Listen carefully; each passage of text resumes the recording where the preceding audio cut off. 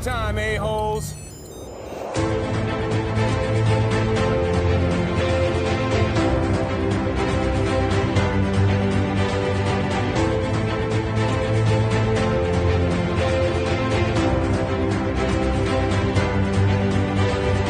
Welcome back to A Stark Contrast, where we discuss the differences and similarities from Marvel Comics to their MCU counterparts. And we are your hosts, Geoffrey and Dai. What's up, everybody? Hello. And today we're going to be taking a break from our normal character study episode, and we are going to... We're gonna actually dive into some questions that we've received from listeners across the board, regarding not only previous character study episodes, but also just in general. So it's gonna be kind of fun. I'm dubbing it the Mini Marvel free-for-all. Yeah, I'm very excited to just answer whatever questions. Yeah, so this should be an interesting one. As always, thanks to everybody who's tuning in. If it's your first time, hey, welcome aboard. If you've been with us from the start or just recently jumped on, we're glad to have you here. So we hope you enjoy this episode. I also want to mention very quickly, this episode is dropping 4th of July weekend, and in true Marvel fan form, we must say a happy birthday to Captain America. Oh, yeah. Who celebrates a crisp 103, who doesn't look a year over. I know. Fine. And so Steve Rogers indeed celebrates his birthday on July 4th, 1918. Oh, wow. So, yeah, he's 103, so way to go, Cap. Some listener news for you, Geoffrey, completely new. We've officially made our place among listeners in Norway. So Norway, hello. No way. So happy to have you. I should have looked up a greeting. That's so tremendous, and I love that it's kind of going global. That's amazing. No, that's so cool. Awesome to hear. Oh my gosh. And of course our friends in the United States. I'm seeing more states pop up on the list of on the map itself, and it's just so cool. Oof. Touched. It's so great. Wow. And so before I dive into the questions and also, the other subject matters we'll be talking about today, I wanted to touch on the topic of merch. So first and foremost, we only had stickers because, they're affordable and we can just distribute them very easily. And so we offer those to our secondary Patreon tier. But I wanted to surprise you, Geoffrey. Oh, no. What? And so for almost my own satisfaction, I ordered some other merchandise for the podcasts that I'm going to show you now. Okay. I have no idea what's going on. And so now I'm happy to say we have some pins. My voice cracked. Some buttons. Wow. And some keychains. Oh, yes. So now we have some cool stuff. Oh. I ordered low amounts, so I think... I'm not sure how we're going to distribute these yet, but I have enough to make about 7 or 8 full sets with stickers, or we can just go free for all. I'm not sure yet. So we will figure that out. We'll figure it out. But oh my God, guys, these look so amazing. Cool. And again, oh my gosh. Thank you to Cody for making this incredible logo for us. Yes. And of course he gets a set for free. Of course. But yeah, aside that, we'll figure it out how we're gonna let these out into the wild. But surprise! So these are so cool. So cool. And yeah, so with that said, like we mentioned, this is all about questions that we received on Twitter, on Instagram, on stories, and Patreon. And also, by this point, Geoffrey and I have been to Avengers Campus both twice. Yes, true. In true nerd form. So we're going to talk a little bit about that experience at the very end. But for now, let's dive into it. Let's do it. All right. So we're going to take it back to episode 1, Iron Man. And so for episode 1, we talked about Tony Stark. And, we received a couple of questions regarding that character in particular. And so the first question comes from Patreon from Robin P. And she says, question about Tony. I am Iron Man Stark. Your speculation. Who would Tony be if he'd not been held captive, had an epiphany about manufacturing weapons of mass destruction, and ultimately changed the course of his life? Tony and Loki have similar personality traits aside from the Loki murder aspect. Both are self-centered and mischievous. Would Tony be a good guy without Iron Man? Thinking face. That is actually a very... I saw that too. That was one of the ones I saw. Yeah. That's very interesting. Yeah. I think... Well, yeah, so it's because of when he got captured. That's when... Right. And we met with that doctor that helped him get him out. Mm-hmm. It was him that really kind of told him... That helped him turn... Guide the way. Yeah. So I just think it just would have taken longer for him to become Tony Stark Iron Man. Mm-hmm. I think he would eventually have that epiphany, but who knows if it was like, who knows how long after, how long it would take, you know? And how many victims it would have like, claimed. And I still think he would have just been the same person if his Humvee didn't get ambushed or whatever. Yeah. But interesting. Yeah, I don't know how long it would take. That would be interesting to see. Mm-hmm. Like, how long does it take for him to... How long does Tony Stark become this... How long is he going to stay this, like, self-centered billionaire playboy, whatever? I still think that there's a fraction... as much as I agree with you... Uh-huh. And you know how badly I want Superior Iron Man? Oh, yeah. I'm still going to say, you know what? Despite all that, perhaps if he didn't get captured, if all of that stuff didn't happen... Yeah. I think that there's potential that he could have ended up like his competition. He could have been that really like power hungry, money hungry, 100%. Entity. Yeah. Real easy, especially with how intelligent he is. And you kind of, not that he ever veers off of that cliff and becomes like a bad person, but he didn't have the greatest roots in some respects. True. Yes. But nah, I think for the most part, like I'm kind of like 40-60 with it. Like 40% he could have been bad. Like he could have just been bad, period. But 60% no, you know what? Like looking back, especially when you get more of the story with his father and not only in the movies, but also in Agent Carter, you see more of how his father was, and he wasn't always about abandoning his family for work. He really was a family man. And, and I think that when it comes down to it, and his love for his mother, which is also another thing he has in common with Loki, is kind of like, he and the way that he loves Pepper Potts, in the MCU, I think that would have grounded him and kept him grounded had the other stuff not happened in that sequence. Yeah, and that was my next thing. I was like, let's say he doesn't get captured or whatever. Yeah. And like I said, like eventually down the line, he does have his epiphany, but like not right then.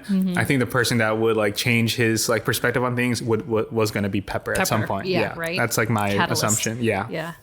And so another question, we actually received this just after recording the episode, and I promised her that I would bring it back if we ever had a sort of like, melting pot of questions. And so on Instagram from I Know Beast, we got, why do you think the MCU didn't do much with Tony's alcoholism? Wow. Yeah. And so that's... Did I say alcoholism? Alcoholism. I'm so sorry. Yeah. And so... that's an interesting one. But this one, I'm not sure. I think it is going to be a matter of a subject of keeping the movie PG-13. You think? I think that's what I'm leaning forward towards too, because it's like if you attack it too much. Me being like just like a filmmaker, like I feel like the MPAA would be like, that's very dark. Boom, rated R. Now, do you think because throughout the films you see Tony indulge a bit, not outwardly, but I feel like of all movies that if we were going to even look at how that affects a person, Iron Man 3 would be the one.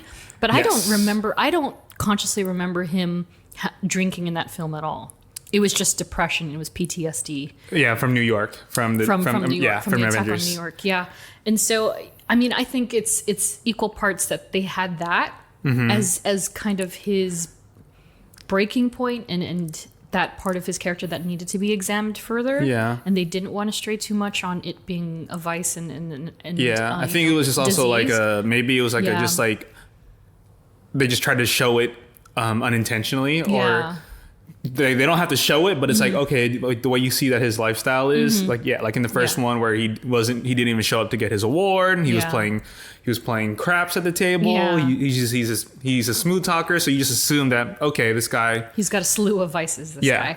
And also, I mean, you know, with all due respect to Mr. Downey too, I mean, he had some run-ins with his own personal life. Like, why would he want to put that on screen if he's trying to, trying to move away from that part of his life? So I wonder if it's equal parts that, like, and also they just didn't want it to command the story.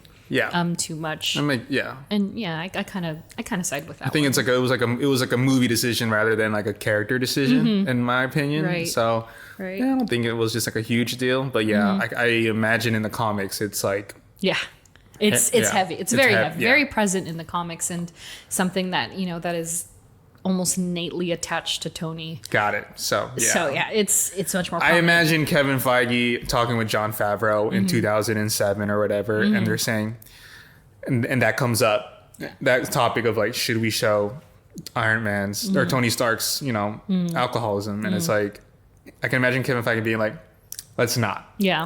let's not. Yeah, and again, like ultimately with how much the PTSD and that kind of actually debilitates him that moment onward, like, and you see it through Age of Ultron and all the way through, I think, until Endgame, to be honest. He is triggered by the attack on New York forever. For the entire arc, forever. So I can't even imagine what that on top of it would have done to the character, sadly. But I think that's fair enough.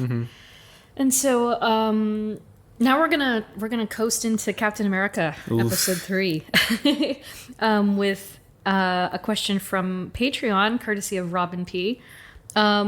She says, I never understood why Cap needed a helmet. Doesn't seem to provide protection. Does Cap need to protect the old noggin? And it's not to protect his non-existent secret identity. So why? And I think this is purely aesthetic. Oh, well, maybe not purely, but it's very heavily aesthetic because where he's coming from. Like him, like... He's a soldier. Like in the movies or in both the comics, like just in general? Yeah, in both. Okay. Yeah. I mean... Because, he doesn't need to protect his identity. I think it's just like, it's the soldier way. It's a soldier way, right? Yeah. And even in the MCU, and well, both actually, the MCU and in the comics, he has the different wave of outfits. Cowls. Yeah, and different cowls. And we discussed this in episode 3 about how Chris Evans didn't like the first cowl. The very first one. He was like, how did I make a whole movie with this thing? And so I think it's more of a thing that kind of he carried with him from inception of being, of becoming Captain America. And it was kind of like it kind of, and it the Dora Milaje, for instance, the actress that plays Ao, she even says, like, in the behind the scenes featurette, that even though they hadn't played those characters in some years now, that putting on the garb immediately like puts you in character. And it makes them stand different, and their posture is, and so I feel like that kind of vibe goes consistent with Cap, for instance, and he feels like, I'm not speaking for Chris Evans or anything, but for Cap in general, I feel like perhaps when he puts on that suit and he puts on the helmet, and I'm sure the helmet is like last, and 100%. That's like the final piece, and that just kind of like activates the soldier in him and that will in him as a superhero. I mean, my favorite Cap costume in Cap outfit in any of the movies is the Nomad. Yeah. It's my favorite. Hands down. Favorite. The beard, the hair, the part of the scaly part of the suit slowly trickling in right before, Endgame. I was like, oh yeah.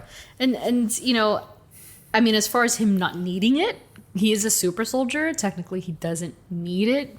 But that's not to say that super soldiers aren't invincible and they're not immortal. Yeah. So I think that's a thing that people need to remember, is that, like even Loki, for instance, is a god, but he's not the immortal type of god that he can just come back. There's only a handful of those. Yeah, and so that's a whole other family of superheroes and supervillains alike. But yeah, I mean, aside from the keeping his hair under wraps and all that, I mean, I don't think he necessarily needs the protection. But it is, who knows? Someone might try to take a headshot to Cap, and he'll be glad he had that helmet on. True. Yeah. You never know.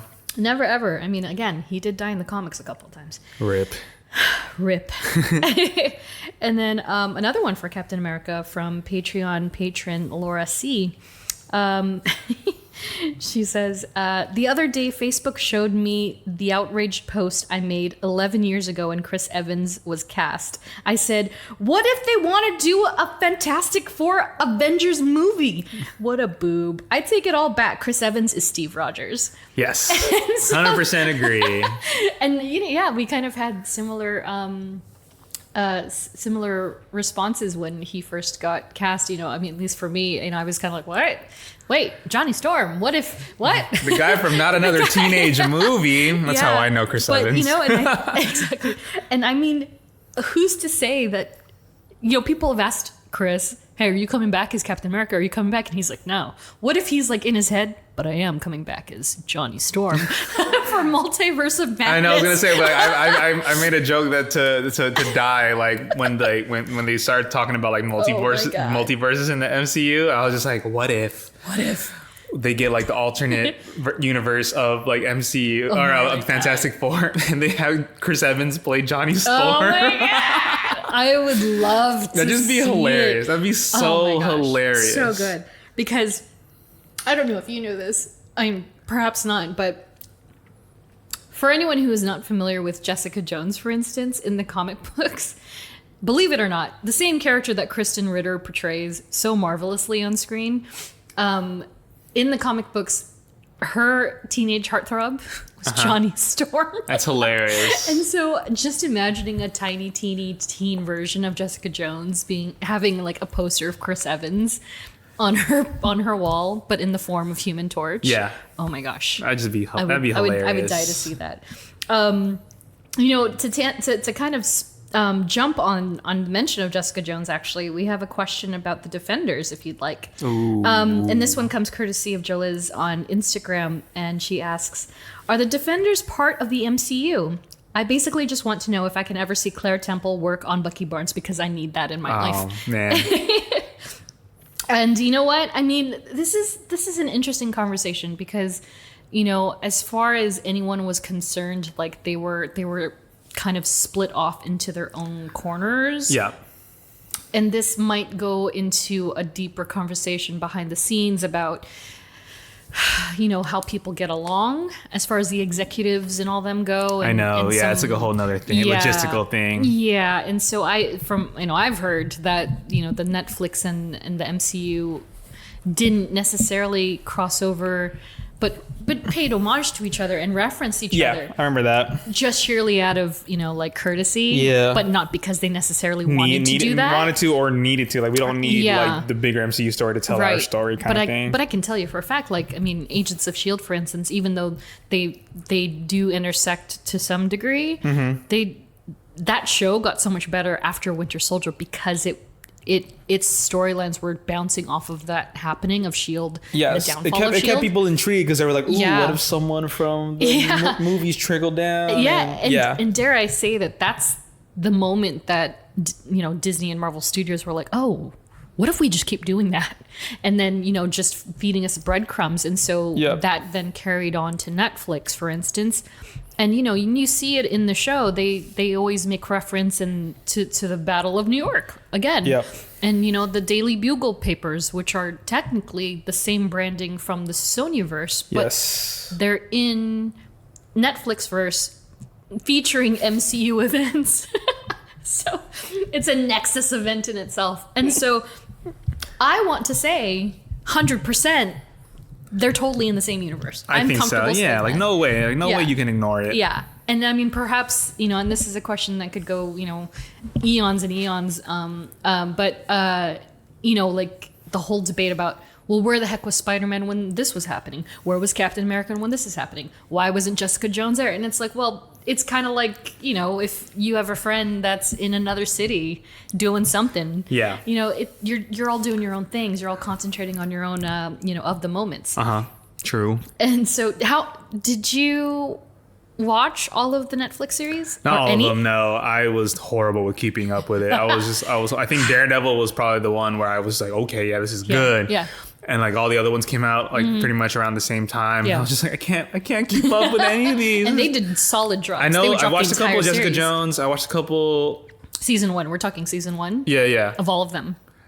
I think for sure season 1 of. I definitely finished all of season 1 of Daredevil. I think I may have trickled in and out of season 2 of Daredevil. And I think I may have finished Jessica Jones or only halfway finished. And then Luke Cage. Like I said, I was just like, oh my God. And like I'm a horrible person that's like to sit down and binge. Like, and that's why I love the weekly stuff so much. Because I'm like, cool. I just have to sacrifice 1 hour out of, this day. Right. And that's cool. And it's done. And I can wait. But when it comes to the binging thing, I'm like, oh, it's so tough. I'm like, oh, okay. Like I finished this one. I'm like, oh, that's good. Yeah. Maybe I can watch the next one. Let's just, then like 5 hours later, I'm like, especially with an hour show. Like if it's a 45, 55 minute show. That's the thing. I'm horrible with hour-long shows. That's why I love 30-minute episode shows a lot. Yeah.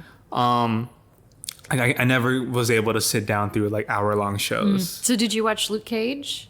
I did watch a couple of Luke Cage too. Did you watch Iron Fist? Iron Fist, I did not. I didn't give it the time. I'm going to be real. Not many people did. Yeah. I did. I definitely watched the entire thing. I saw it came out. Yeah. But then I heard I saw reviews and everything. And I was like, oh, interesting. It was tough. Yeah. There was a lot of reasons why it was so tough. Like compared to Luke Cage, Jessica Jones, and Daredevil, they were just like, what the. They pushed that baby out. Like he was not ready. Damn. Like I believe I remember reading that Finn Jones, who plays Danny Rand on the show, he was learning martial arts sequences like an hour before taping. Like that's how forced he was pushed out. And people don't see that. And people don't know. They just watch the first 2 episodes, and they're like, yeah, this is definitely a money thing. Yeah, this is definitely a money thing. And it got better, but I do, I hope they bring him back or bring the character back. So you didn't watch? That means you didn't watch Defenders?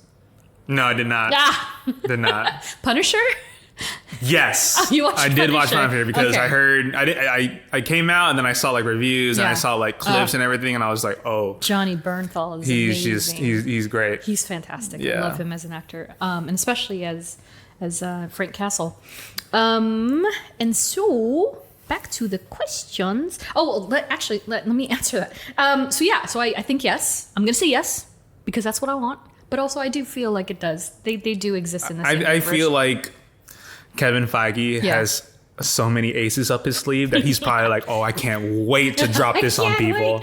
And we're going to be like, oh my God. And so you've seen the discussions, I'm sure, where I don't know if it was him, but maybe the studio has openly said, we would love to bring back Charlie Cox as Daredevil. We would love to bring back Kristen Ritter as Jessica Jones. And we would love to bring back John Bernthal as Frank Castle. But the other two haven't gotten anything yet. There's a reason. I know, it's so unfortunate. But, we'll see. I want to make a bold prediction and assumption. Okay. Once Spider-Man Far From Home? No Way Home. No Way Home, God damn it. Once that comes out... Yeah. That is going to open the floodgates. Oh, absolutely. After all those reports of who was cast or whatever, whether it's true or not, after that movie, things are going to go ballistic in the MCU. It's going to go bonkers. And Kevin Feige will finally be able to talk about, all these people are coming back. Yeah. All these shows, all these people are coming back. Yeah. We're gonna have new these writers, directors touch it, and then oh my gosh, it's gonna be so good. What we know as an Infinity Saga, that will not even be that'll be minuscule to what's gonna happen. A blip in the galaxy. Yeah. Oh my gosh. Especially after Eternals too. Yeah. Ooh, which is a huge one. And so for Claire Temple in particular, and so if you're at all familiar with the street level heroes and Defenders and whatnot, even Hawkeye, there is a character named the Night Nurse. Okay. And so for Netflix in particular, I feel like Claire is very much that character. Her name in the comics is actually Linda Carter. Does that sound familiar at all? Linda Carter? Yeah. No. So I believe that's the name of the woman who portrayed Wonder Woman. Okay. In the original 1970s, 1980s Wonder Woman show. And she was also in Wonder Woman 84, Linda Carter. So she... Oh, wow. She's not necessarily based on her, but it's kind of a funny homage name. But anyway, she's the night nurse. That's Claire Temple, essentially. Would Claire Temple, like take care of Bucky Barnes on a random night? He gets shot in the arm. Hey, totally. Maybe. Why not? Yeah. Why not? So yeah, I hope Jules, I hope you have that mental picture in your brain. Who knows when it's gonna happen or if it's gonna happen? But hey, yes, you never know. And so now we're gonna skedaddle over to episode 4 with Scarlet Witch. And another question from Laura on Patreon. She says, I loved this episode very much. Steven was talking about the Hawkeye initiative after my question, and this is my favorite post. And I got a link here to do you remember, did you ever see the Hawkeye initiative, Geoffrey? no, I don't believe I did. And so the Hawkeye initiative was essentially like a response to the over-sexuality of female characters in comic books. And so and so say you saw a panel, a sexy pose of Black Cat. Sure. Someone did it better and put Hawkeye in the same pose. And so it was called the Hawkeye Initiative. And so here is one in particular that Laura thinks is her favorite. And the caption is "Boop, do he got the booty?" And it's based off of a panel from I believe, I don't know which DC comic it is, but it has Starfire. Oh, that's hilarious. So it's Clint in a bikini with his butt just protruding out. 100%. And Widow is not amused at all. It's hilarious when it's swapped. Yeah. I think I pulled up, I'll post it on Instagram. I think I meant to, and I hadn't. But there's one of like the infamous Black Cat one in particular for me. That is just so funny. Oh my God, look at this. And it's based on... I mean, yeah, I get it. Right? Like... Yeah.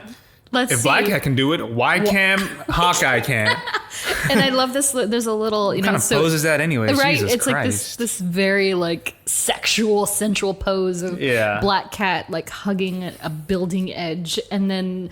Hawkeye is in the same position with his bow and arrow. And then it has a tiny, Agent Fury on the corner saying, "What are you doing, Agent?"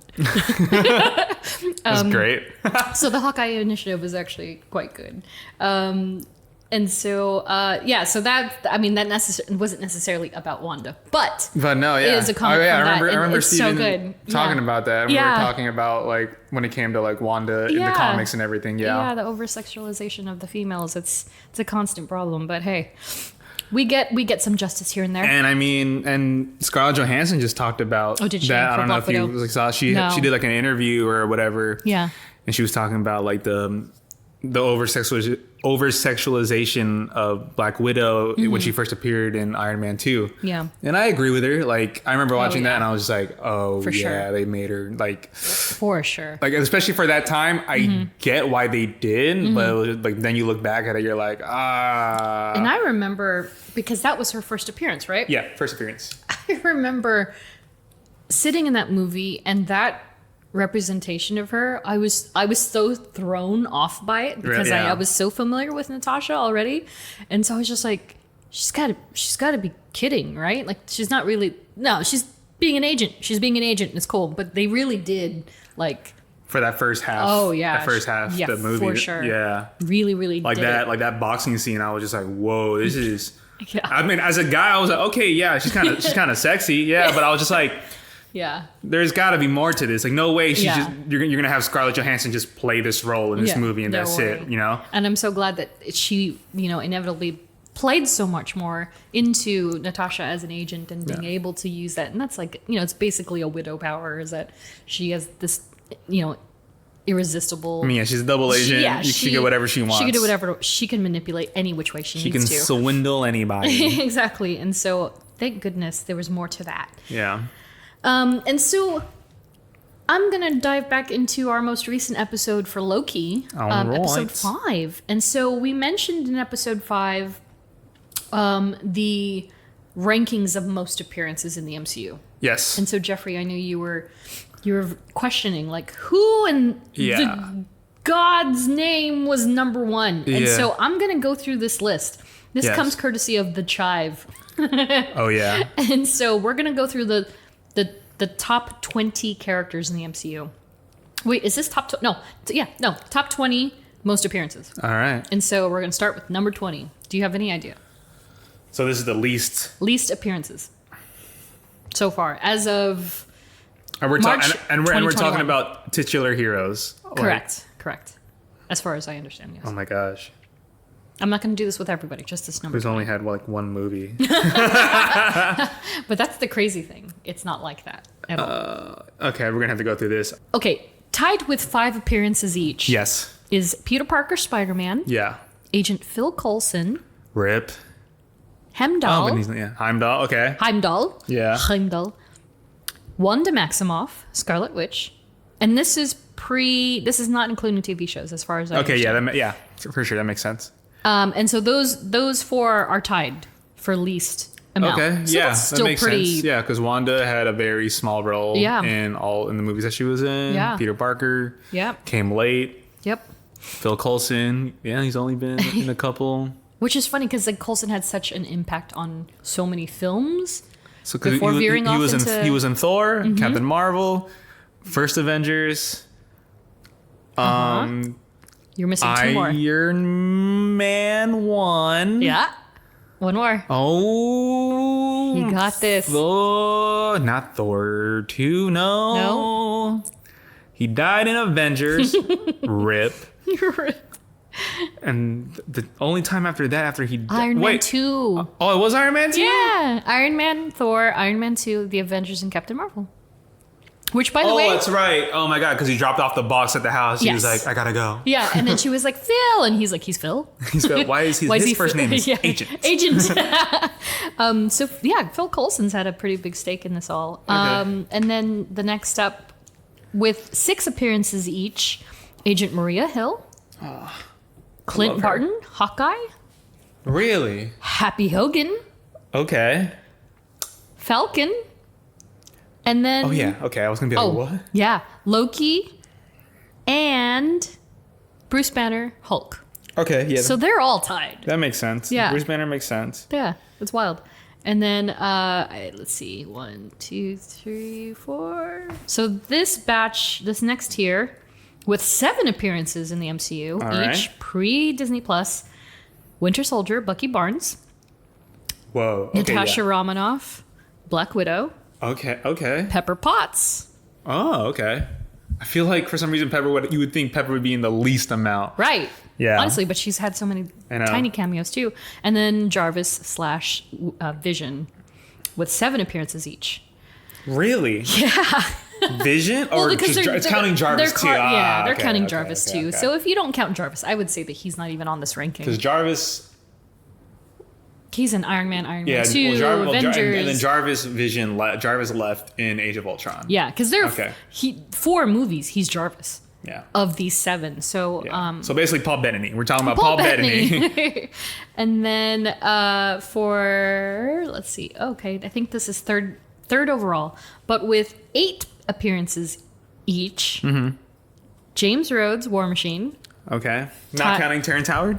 I know. No, but they did. They did count. They count Iron Man 1, so it is counting Terrence. Yeah, it's not just Don Cheadle. So all due respect to Mr. Terrence That's Howard, funny. but the OG Rhodey, for those of you who aren't familiar, Rip. before the recasting. So Rhodey is tied with Thor.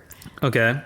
Oh, with Thor. That's it. Those 2. They're tied for 8 appearances each. 8 appearances? Yep. And then next Okay. on the ranking for 4th place, whatever, with 9 appearances. Okay. In the MCU, Steve Rogers, Captain America. Wow. Okay. I can't believe this. I really ranking. This thought is Cap would crazy. be higher up there. You I thought- really yeah. did. And so he has 3 people on top of him. Nice. So 3rd place, most MCU appearances, with 10 Okay. under his helm. Tony Stark, Iron Man. Real? That's 3rd? 3rd overall. What? Yeah. So that counts for Iron Man, Incredible Hulk, Iron Man 2, The Avengers, Iron Man 3, Avengers, Age of Ultron, Yeah. Captain America, Civil War, Spider-Man, Spider-Man. Homecoming, Avengers, Infinity War, and Endgame. Holy moly. Okay. And then in second place overall with a furious 11 appearances Nice. is Nick Fury. Okay. Yes, that makes sense to me. With basically all of the ones that I listed for Iron Man with the addition of Far From Home. Okay. Crazy. Okay. And then Number 1. I'm genuinely like confused and concerned. I'm like, why? Okay. once you realize who this is, you're going to be like, It's probably going to make me mad. shucks, I didn't realize it. I know. Because it is none other than this guy right here, the Watcher. Okay. Stan the Man Lee himself. Yes. With 22 appearances. I would hope it's 22 appearances. Yeah, and I can't even name every. I mean, I don't need to really. Every MCU movie, he's basically in it with a cameo, and so. In the comic books, there are these characters named the Watcher. They're essentially, they watch over the all time and space of all things. And Stan Lee, even though he has portrayed different characters within all of these cameos, he's essentially still the Watcher. They've dubbed him the Watcher. And so I pulled out a little tiny toy from Guardians of the Galaxy 2 where Stan is in his little spacesuit and he sits with the 3 Watchers that are on, the planet, the moon, where I forgot where they were.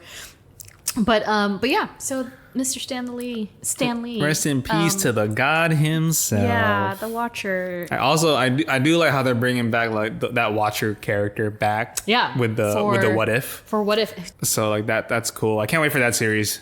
That's a very exciting series. And as a fan of the What If comic books, that's huge for me. I'm just like, I can't wait. And not that they're going to be full on adaptive of the comics, but I just love how they're also using the voices too of the actors. So it's great. It's also going to be Chadwick's last performance as Black Panther. T'Challa, I know. Yeah. I know. So it appears that Jeffrey Wright will be Uatu. Yes. Jeffrey Incredible. Wright. He's great. I love him. Absolutely great. And so he'll be voicing the Watcher in the series, which is apparently coming out in August. August? Sweet. Quote unquote. They got to stay on Is that track. the next show that's coming on Disney Plus? Next show after Loki, and so we'll see how or if that rolls into it in some way, especially with the Nexus events and all of this madness that's happening. Yeah, it's going to be a fun summer. Oh, yeah. And then next we have a question from Patreon patron Ian What.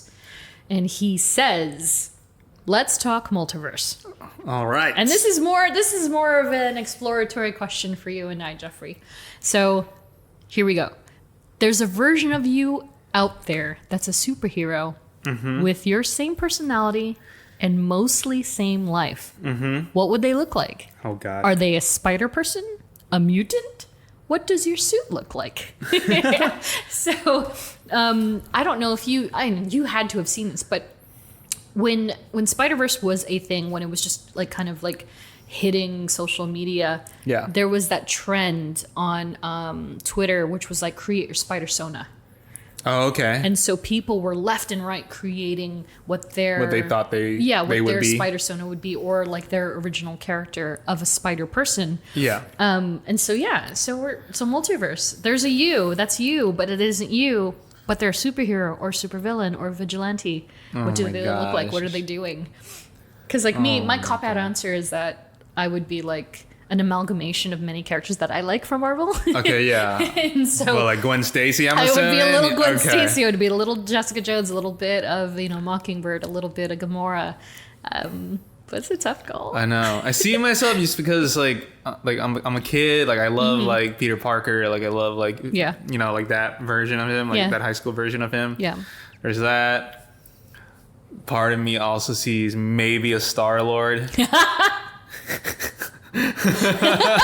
Because he's so like just fantastic. Just comedic timing is just amazing. Like Star-Lord the persona, or Star-Lord like you're driving a freaking Milano or a Benatar or a Bowie spaceship in space. I feel like that. Yeah. That sounds fun. Dancing around, kicking Orlani. To old 80s music, yes, that's me. I love that. That's great. Okay, yeah. I'm digging it. I dig it. So that. Yep. It's never been. I'm trying to think of villain. No, not really any villains too. Maybe. Yeah. You would be pretty like straight laced, and I think it's so. that Cap spirit in you. Maybe, but I can never be Captain America. I know that for sure. Tough. Yeah. Oh yeah. That's off the top of my head that I can think of right now. But yeah. Well, mine. I mean, like honestly, there already is a version of me in the Marvel universe. It's true. Technically, that's true. You gotta pose that. Right. For people who don't know, my goodest, wonderful friend Robbie Rodriguez, the co-creator of Spider-Gwen herself, actually drew me in a cameo as myself in a Spider-Gwen book. So if you're an avid follower of the original title, it's in volume 2, issue 9, and it's when she's like kind of head to head with the Punisher. And there's a scene where Gwen and the Mary Janes go to a concert, and they're seeing the Valkyries, a band called the Valkyries, which is basically, I think they described it as like pop synth metal or something. Nice. And I'm in the crowd next to Gwen wearing a Mary Jane shirt because I'm a fan of her band in that universe as well, which is funny because I look like myself. I'm a fan of the Mary Janes like I would be. That's great. And so now I'm just building on that headcanon that in that universe, I'm secretly like a wannabe superhero. With a mild, like a penchant for drinking, like Jessica Jones, who's a little smarty pants, like Mockingbird, but is really good with knives, like Kimura. So that's my super soda. That's gonna be my super soda. I have two more. That just popped up. Yeah. I don't know if this not the super. But I can see myself being a Ned. Like a Ned from the movies. Yeah, from the movies. Like I'm like your best friend. I'm your hype man. I'm like, oh my god, could you imagine? Oh, you're Spider-Man. I kind of love that. I want 616 Geoffrey to meet 65 Dai and just collide, and that would be like the best title. There we go. Then another one, I can probably see myself as Scott Lang. Really? Just personality wise, and then just trying to be like, and just learn, and then like me, like just being so fascinated with meeting Hank, and I'm like thank you for thinking of me. What is this? I see myself like that. Yeah, I could see a little bit of all that. Oh my gosh, imagining like in What If, for instance, it's like I believe T'Challa becomes Star-Lord. So in your case, I could see Scott Lang becoming Star-Lord with a pinch of Ned. Yeah, that's great. There you go. On Instagram, we actually put this poll up quite some time ago.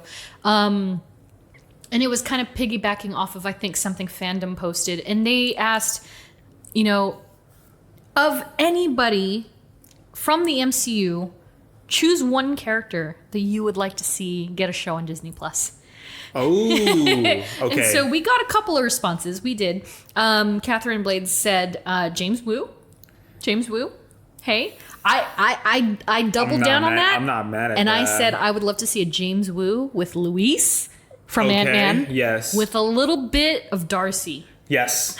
Agreed. Like wholeheartedly. The three like totally agree. Totally normal people that are just like, you know what, we live in a world of superheroes. Totally invested in that. Totally invested in that one. And then I believe it's Laura C wrote Shuri all day, 100%. every day, solving mysteries. Would love that. Doing hella science, sending Peter memes. Yes, would love that, but then also have the occasional Peter show up. Yes. Like that'd be so cool. That'd be a great kind of just like... I mean, what better way to kind of catapult Young Avengers than have these two Young Avengers together? 100%. And then Andrew wrote Drax, which would be interesting because... That is very interesting amidst all the reports the recently. Reports about our dear friend Dave Bautista talking about how he's done with Drax officially. I mean, I think he said it. He's almost 60. Yeah. It's only some, He's 60? He's not almost 60. Almost. Well, he's like in his 50s. No, he's not. That's what he said? No, he's not. I swear to God. Unless he was being exaggerated. Unless he was being... Oh my gosh. Oh, now I have to Google it. Oh my gosh. Dave Bautista is 52 years old. Whoa, that's crazy! No way! Yeah, so then he's idea. like, dude, I'm almost like 60. Holy like smokes. I can only be in shape like this for so long. She looks great. Oh, Yeah. Oh my gosh. Well, but yeah, I would love to see. I mean, that would be awesome. Because well, that's the funny thing is that he was just saying that like a year ago, but suddenly I think once he got the script for Guardians 3, he was like, never mind, I'm done. Maybe less than flattering. For him. It's probably less than flattering. He's not getting the conclusion he wanted for Drax in any way. And this, of course, is after Infinity War and Endgame too. Yeah. Because I'm sure he had a picture in his mind of how that all went down for Drax. But Drax as a character is actually very interesting, and he's another one that I wouldn't be opposed to covering in full depth, because he had a very human life before becoming Drax the Destroyer. And so and it's very different from the one we see in the MCU. And it's funny because like, are you a Parks and Rec fan at all? Which one? Parks and Rec. Not like but do you know, not a huge one, but yes. Like, so Ron Swanson has this like alter ego where he's a sax man. Yes, I know that. I swear to God, every time I see it in the comic books, because Drax loves the saxophone. Oh, he does? He absolutely loves the saxophone. He plays the saxophone. He played the saxophone in his human form. And so every time they do an homage or like a like flashback to his human form playing saxophone, I think of Ron Swanson because it looks like him. I forgot his name, but it looks like him. That's hilarious. But yes, that would be an interesting show if he would ever do it. I don't know if he would now, but I think it's grueling for him to be in that makeup chair. Yeah, I bet. I mean, it's easier now. Because I remember the first Guardians. I remember it was like 7-8 hours. Yeah. Obviously, they got it down to maybe like 3. Have you seen him? In the process, he has to stand, and he has to stand with his hands, like his arms out. Yeah, I mean, obviously they've gotten it down now to like 3 hours, but that's still a long time. Yeah. You have a call time at 9 a.m. and then you have to be there at 6 to get makeup. If even whole body too. Whole body. That's tough. So I don't blame him. Yeah, I can't blame him at all. So who would your one character be if you could pick anybody like to get a show? TV show? Straight up show. You could be 6 episodes, 4, 8, 12, whatever you think. Oh man. So what character do I want to would definitely just delve deep with? Whew. I definitely have my answer already. I know. Man, that is a toughie. Honestly, and it's crazy too because these are all movie stars. So to see them in like a TV show is honestly a whole nother level. Right? It's crazy. Yeah. Like seeing, I kind of, honestly, I think I do want to see Peter Parker. Really? I think I do because that's a great one, let's just go back to like the movies. Like all we've seen is the movie iterations, and it's always been like, Uncle Ben gets killed, and then boom, he goes on this journey of self-realization. Well, first off, would you want to see Tom Holland brave his Uncle Ben's death? Yes. I want Milo Ventimiglia to be his Uncle Ben. I am seriously putting that out there in the universe. If it ever happens. I would love to see that. If it was in TV form. Got it. In that episodic format. Yeah. Because now it's like, that happens in the first episode, boom, now you see this like 5-6 hour journey of him being like, oh my gosh. You know what though, now that you mention it, I almost see it like they treated Mandalorian season 1, where you get flickers of the flashback and it doesn't happen until 3 or 4 that you see the full on thing, and then it goes into the present. True. Yeah, I could see them doing that. Yeah. So it's like, I would love, only because it's episodic. If it was like a movie and they showed him Uncle Ben dying, I'd be like, no, we've done this before. We've done this already. That's literally give me more personality, give me more emotion to it, rather than just like high school or college? College.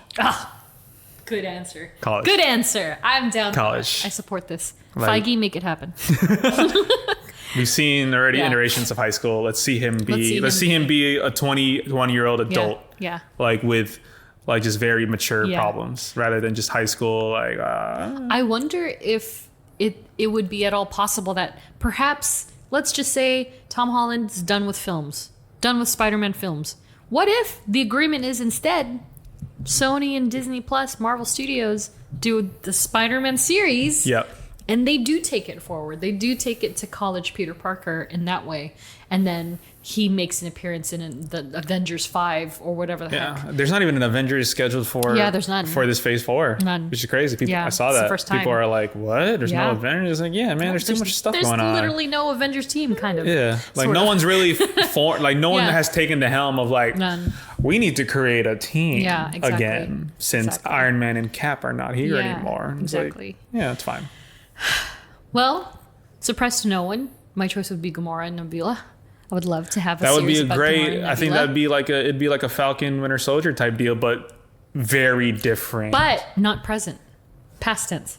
I want to see them before when like Gamora was straight up deadliest woman in the galaxy. I want to see them. Well, when they were both competing for when Thanos. They're really competing prior to Guardians 1. Yes. Like in the novel that I'm reading, it's way before that. Yeah. And even then, that whole storyline is interesting because it also involves the Grandmaster.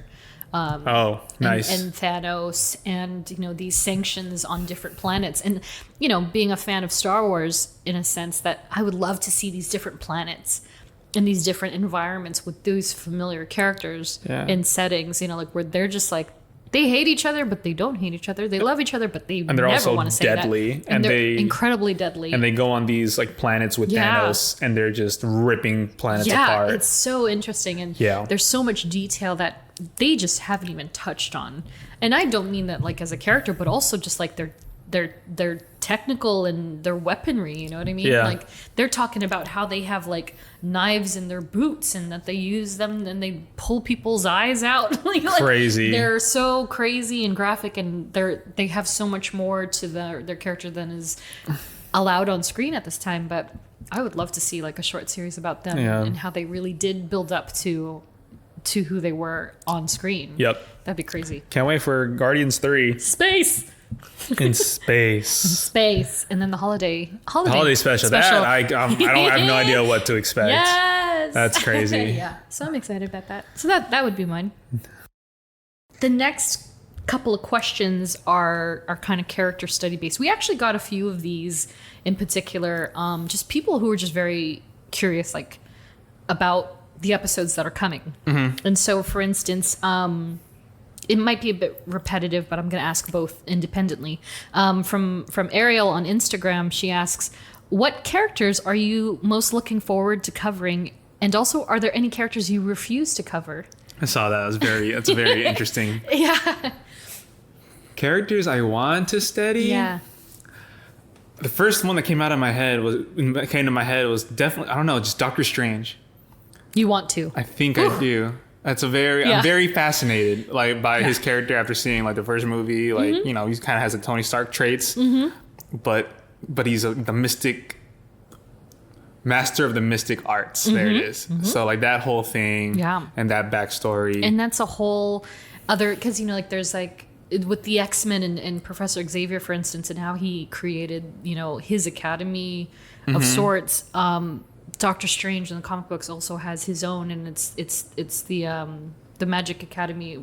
I think it's mystical arts or something like that. He has his own academy, and so it's this whole other family tree of magicians and sorcerers and witches and Wiccans that we just haven't even seen yet. Yeah. And to even tap into that as well as his background and Stephen Strange as a person. And he is kind of a dick. Oh yeah. And he has this adorable ghost dog that I love so much in the books as well. And he's got like all these like interesting, I mean, I'm not at all familiar with Harry Potter, but I imagine there are attributes that are very similar between the two, where it's almost whimsical and and funny. And so I would love I would love to dive into that more. And there's a huge event coming, I think in December or October, from Marvel Comics, where they're quote unquote planning to kill Stephen Strange or kill Doctor Strange in the comics. So that's ruffled some feathers. So I don't know what that means. I don't know if that means that he's going to die temporarily, and then they're going to tie in a multiverse of madness thing where Wanda has to come in and save him. Who knows? We don't know. Maybe Wanda will be the next Doctor Strange in the comic books. Wow. That'd be crazy. Yeah. So that'd be wild. Is there anyone that you wouldn't cover? do? Okay, that's hard. Because I kind of teased Geoffrey about like the Inhumans, for instance, because I am one of like 25 people who braved the Inhumans show. If we're going that deep into the shows, I was thinking mostly the movies. Yeah. But show, I mean, yeah. I guess it's people that I don't know the most about, but then that makes me want to be like, okay, what now I want to kind of learn. Yeah. But I mean, yeah, like some of the Netflix shows, obviously, yeah, I didn't see like all of them all the way through. So it's like I wouldn't be mad if we didn't do them, kind of thing. Like, this is news to me. Yeah, like I'd be like, all right, that's fine. Who would you not like? Who would you not be as interested or like enthralled about covering? Like in the shows or just like in general? In general, yeah. I mean, not because we obviously have like a huge lineup of characters that we're gonna go through before even getting to that point. But there's going to be a couple here and there. Like, I mean, if and when we dive into Foxverse, like Sabretooth. Yeah. You know, are we going to talk about Tyler Mane and be like, you remember X-Men 1? And how he didn't say anything at all. And he was kind of like a... Oh my God. Okay. Yes. I am trying to like think of like strictly the MCU movies of the 20 plus that have come out. Mm-hmm. Oh my God. It's so hard.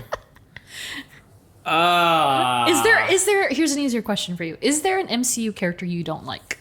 I don't like? Yeah. I don't know. I do like all of them. I have to give some sort of benefit of the doubt. He's so pure right now. Because it goes back to the Captain Marvel argument. Like everyone hates Captain Marvel / Brie Larson. I don't understand why. Right. Like I literally had a friend DM me the other day. I told you about this I think a couple of weeks ago. Yeah.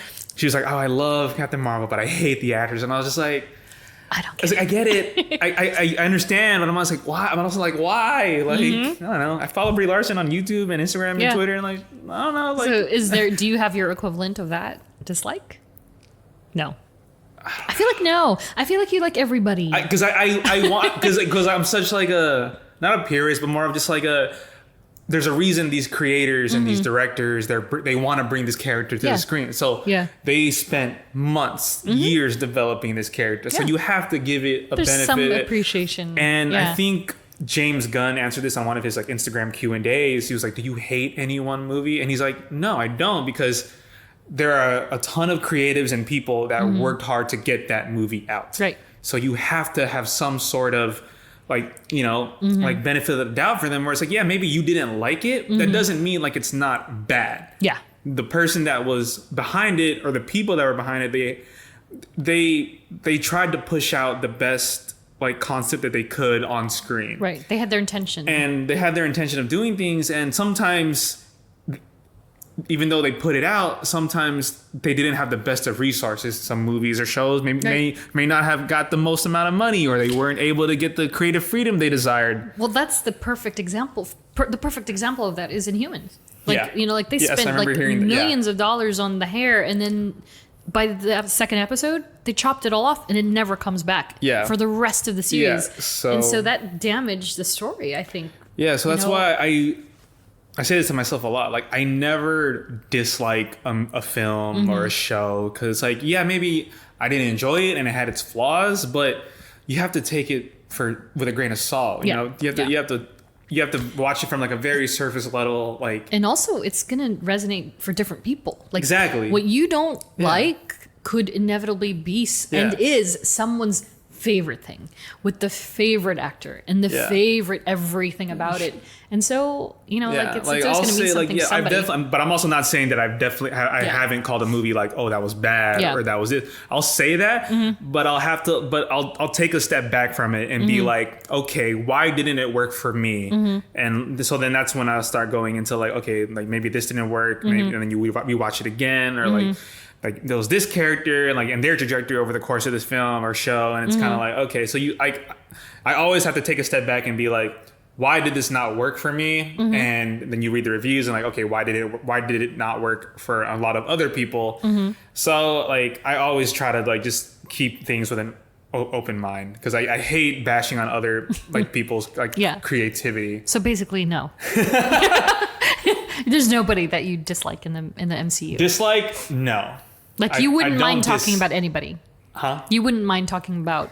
I wouldn't mind, but there are also where it's like, if we don't talk about it... Like Justin Hammer. Are you like totally jazzed to talk about Justin Hammer? I'm not like excited to talk about it. Or Abomination? Like Abomination for instance? I'm not going to be like, oh my God, yes. And I think with those kinds of characters who are more, sometimes they're less involved overall in the entire grand scheme of things. Yeah. Where they're really just supposed to be focused for a particular movie. Like, I think there's a difference between a Justin Hammer episode versus having a culmination of different villains or anti-heroes pulled together in one episode. And so I would say that let's talk about the villains of Iron Man 1, 2, and 3. Yeah. I wouldn't necessarily do a single episode on somebody like Justin Hammer. Abomination? Possibly. Maybe. Okay. Yeah. Like he has a little more presence to me.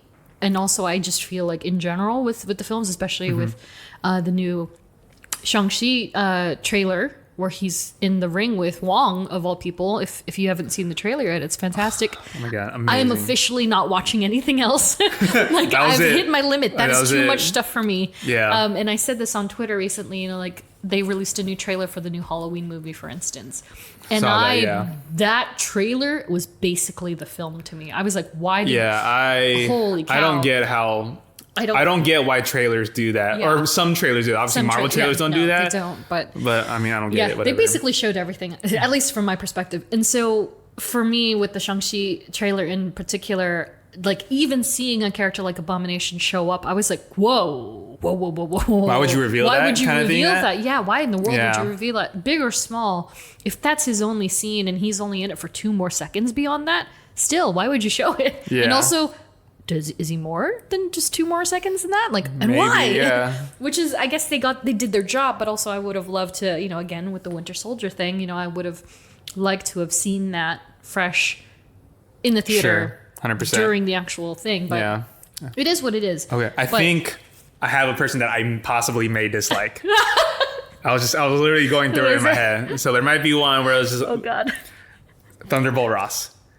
Oh really? Ross, probably. You don't like Ross? Or just like after what happened in what was it?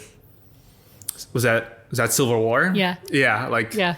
And like just his whole General Ross is not. Yeah, but yeah, if you were to be like, you want to do on General Ross, and be like, man, we don't have to. Like no, like he becomes a Hulk too. There, I know. Screw that guy. Like after like his disdain for the superheroes and everything, and him being so like I have more power. Like you have more power than Captain America. Go ahead. Jeffrey's lit, guys. Tell him that. You tell him that. Yeah. No, and then the way he approached like Cap in was that Infinity War where he was just like arrest them? Like you're gonna ask Rhodey to arrest Captain America and Black Widow, the Vision and Wanda Maximoff? Sure, please go ahead.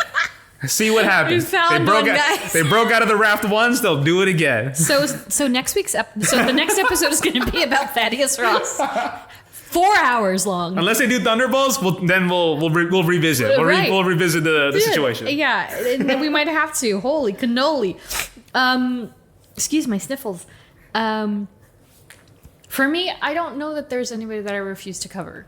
And kind of behind the scenes, like I've already mapped out some episodes that might run parallel to actual MCU releases, and so that we can stay topical.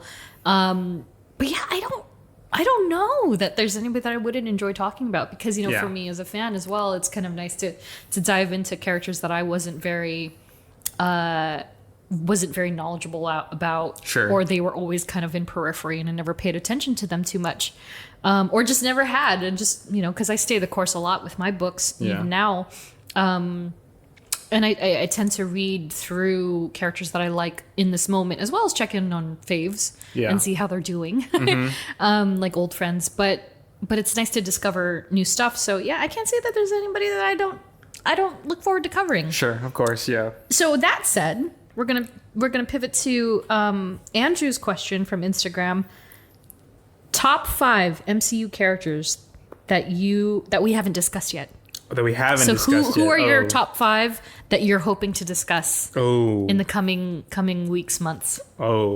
That's interesting. Wow. I'm gonna say top 5, but it's gonna be in like no particular order. It's kind of just like definitely Doctor Strange. I really, now I think about it, you're gonna like this. I really want to delve deep into Gamora. Yeah. I'm very sweet. Yes. I kind of know some stuff about her. I know a little bit. Yeah, a little bit. Just a little bit. Just because I love that. Like, I love that they touched on it in Infinity War with her whole backstory with Thanos and like all that, and being Thanos' daughter and everything. It's very interesting because that means she's very powerful and everything. So there's that. So Doctor Strange, Thanos, Gamora. Sorry. I was like, oh, Thanos stuck in there. Although he's a great one. I mean, that'd be his family tree alone. From the surface level of what I know about him in the comics, he's very, you know. I would love to, ever since the teaser trailer came out, the Eternals. I'm just very fascinated by because now we're at a point in the MCU where everything is very cosmic. You're dealing with powers that are beyond the human kind of like connection and everything. So I'm very interested how that is, especially we're going to see in Eternals how it's like portrayed on screen in the live action. So the Eternals and like what their powers are, all that. So that's 3 technically. Oh my gosh. Oh my god. I don't know. Maybe. I mean, Vision's a very unique character, especially the differences between MCU and comic book in particular. Yes, and their and then especially creation. what happened in WandaVision. So you can definitely kind of trace back to that too. Because in the comic books, his creator is a very different person. Yeah. Who is also present in the MCU. So the fact that those wires never cross is very interesting. And so that'd be interesting to dive into. And then maybe throw in Scott Lang, Hank Pym, Ant-Man in there. Speaking of. Yeah, that's cool. Yeah. Oh man, me? Oh. I mean, come on. Gwen Stacy. Oh yeah. I'm ready for Gwen Stacy. But also in the same token, I can talk about her for days, so it's fine. I don't necessarily need to talk about her, but I know that people are waiting for me to talk about her because they're just so tell us why you like Gwen Stacy, because it is a difficult question. That might be just like a solo episode where we're both here, but you're just talking the whole time. And I'm just gonna be it's a life model decoy of Geoffrey. I will just do the intro and then I'll just let Dai just talk the whole time. Just go. No, but in real talk, I would love to dive into Gambit. Okay. Just because, but the thing is that again, once we go into Foxverse, it's a little squirrely and different. I didn't even think about going into that. And he's only in one film, so that's easy for you. And I think you've already seen X-Men Origins. I love it. It's the best movie to ever release. In the comic movie universe, it's the best. Yeah, I think Deadpool in that movie. He's the best Deadpool. Is the best version of Deadpool. Wade Wilson now ever doesn't compare. I've never heard of. Nope. No. I hope you guys really don't take that seriously. Please don't take that seriously. Yeah. Oh my god! It must have a 14% on Rotten Tomatoes or something. I'm surprised it's that high. Yeah, it's pretty bad. And I love Taylor Kitsch. It's not his fault. It's the director. I don't know who to blame. But he's only got one movie under his belt, and there are a couple fan films. Poor guy. I know, poor Gambit. Jeez. And the movie that almost was, that isn't anymore. Kind of, thank goodness. Yeah. With Channing Tatum, and so I think there's a lot to explore there, and also his history, and I really have a thing. I'm realizing I have a thing for some characters that kind of come in ambiguously. They're not necessarily a straight up hero. You're not sure what their intentions are. And then, or sometimes they're a double agent of sorts. Got it. And so that's kind of resonant with Mockingbird, and she's kind of got some crazy history with her too. And Gambit, the whole first 3, 4, 5 years of his comic book appearances. Yeah. Well, I don't know if we can trust the Cajun. Well, I don't know if we can trust him. It's bro, he's been here for 5 years. Come on. I think we can trust him now. He saved a whole tunnel of mutants, whatever. And they constantly question his motives, but of course he comes up in the end, and now he is Mr. Anna Marie LeBeau. Okay. aka Rogue. So I would like Gambit. I want to pick somebody that I don't know just anything don't know at about. all. Yeah. Which I think would probably be Eternals, because I know a little bit about Thena because of her attachment to Thanos and her, spoiler alert, she's his cousin. Yeah. And so that's interesting. And also she's being portrayed by Angelina Jolie. She's the best. Who's one of my favorite actresses Yeah, I love of all time. She's one of my favorites for sure. Oh my gosh. Her and Jennifer Connelly. Hello, goodbye. Wow. Those are my two girls. And they're both in the MCU. They so are. that's wonderful. They are. I would love to see a visual representation of Jennifer Connelly aside. I wonder Karen. if she's ever going to get the chance. I know, that'd be wonderful. Yeah. Yeah. So for people who don't realize, Paul Bettany is married to Jennifer Connelly, the wonderful actress from, like, it's the big one. Oh my God. Is it not Dark Crystal? Labyrinth. From Labyrinth, from Dark Water, from Requiem for a Dream. Amazing, yeah. And she voices Peter Parker's, what would you even call it? Robotic AI. Yeah, Karen, right? She voices Karen in the films, the Tom Holland films, and so she's here. But yeah, I would love to kind of dive into the Eternals a little more.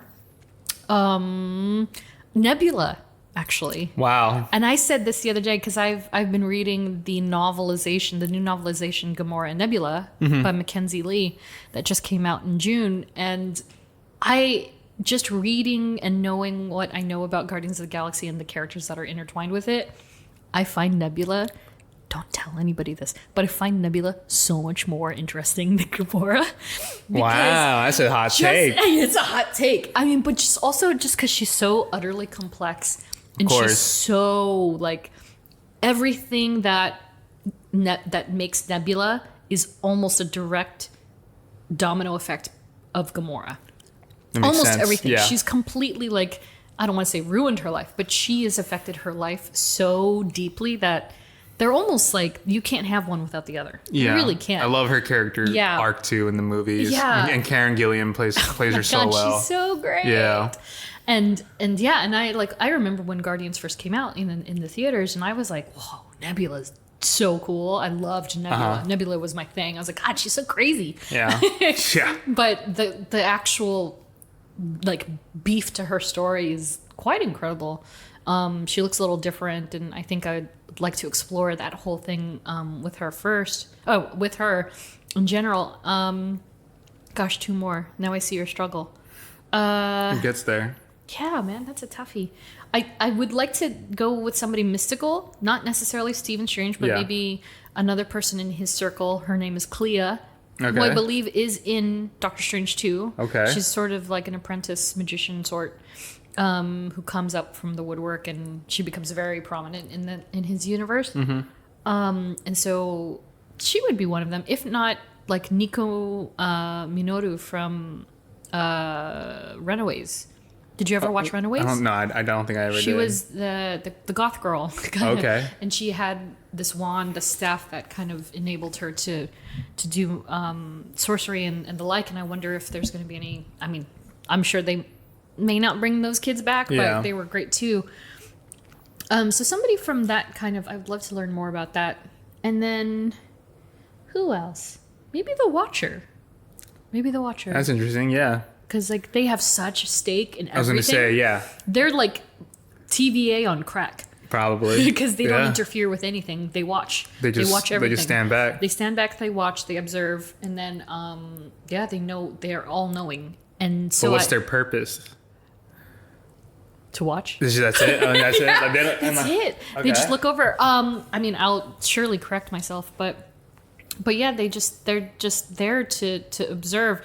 And in the comics, and I kind of made a little joke about this in one of the other episodes, but Nick Fury, I believe, is still the current Watcher in the comic books. He was kind of abandoned. Interesting. Yeah, and they swapped him out. I believe it's the old version of Nick Fury with the eye patch, who was portrayed by none other than David Hasselhoff in the old Punisher movie or the old Nick Fury movie. Of course. So yeah, like I said, the Watchers are TVA on crack, but they're not meant to interact.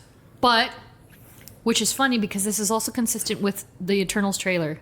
in that they say for what did they say, for lifetimes we've watched and Yes. observed, but we don't We never interfere. interfere. Yeah. That's the same clause that the Watchers follow, which is almost the same as TVA, but TVA has the allowance to like reset the timeline, Yeah. which we've seen them do in Loki for a few times. Yeah. But the Watchers in particular, yeah, they're not meant to interfere, but they have, if need be, if absolutely need be. So I'm curious if they're gonna play a bigger part, especially with the Eternals. I wonder if coming we'll in. see any other MCU events in the Eternals. I'm pretty sure we will, but I'm very curious to see from their perspective. Exactly. Was that 5 for me?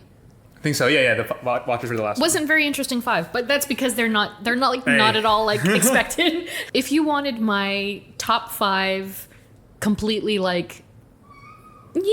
Oh, nice. Yeah. Okay, so I guess Groot is one of them. Groot says that I should. Very interesting. Yeah, Groot says I should do a Groot episode, and I think definitely I would love to do Rocket and Groot. I would love to do Gwen Stacy. I would love to do Gambit.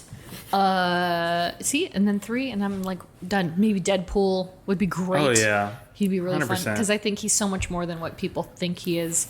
And then of course, one of the street level heroes. I keep saying how much I love Hawkeye. I would love to do him or Daredevil, Jessica Jones. Yeah. Yep, that's it for me. That brings us to Avengers Campus. Oh, This is good stuff. And so where do we even begin? Well, actually, I think I have something to show you. Instead of doing like a end of my cool item thing, I'm going to start Avengers Campus discussion with the cool item. And so I got this courtesy of a friend who I will who shall rename. Oh my god. Can't even talk. Who shall remain nameless. unnamed. Yes, an unnamed agent gave me this. This is a file 06042021, which is June 4th, 2021, DCA, Disney California Adventure. Is this And this is a top secret document folder. And we open the flap. Wait, is this a cat? Okay. It's a... Okay. I don't know if I'm allowed to. Okay. I'm not gonna say those words, but it is a thing that only certain people are allowed to have. And so this itself is not. I'm holding up a Web of Spider-Man #1 issue variant with our friendly neighborhood Spidey on it. This itself is not an exclusive, as far as I understand. You can buy this at the campus. Oh, okay, cool. I was gonna say. And you can get one too, Geoffrey. So this issue is essentially like a prequel to the ride, the story that happens in the ride, because I believe the ride takes place before Infinity War.